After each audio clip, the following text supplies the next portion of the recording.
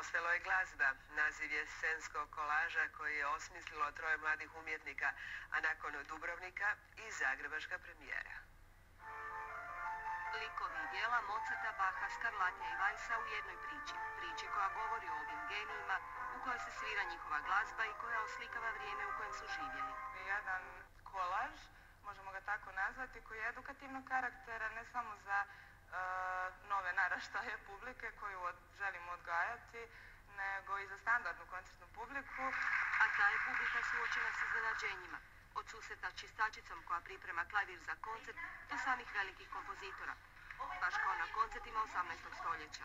Tako da se čak i prekida sama izvedba, tako da nema domjenka nakon izvedbe, nego je on u sklopu izvedbe, tako da se za vrijeme sviranja Mozarta dijeli piće, za vrijeme sviranja Bacha dijele kolači. Ipak glavni je smisao ovog scenskog kolaža sama glazba, kvalitetno koncertno izvođenje.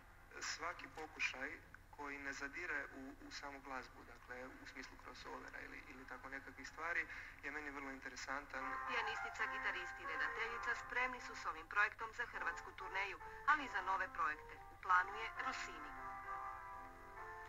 Na aukciji londonske kuće Sotheby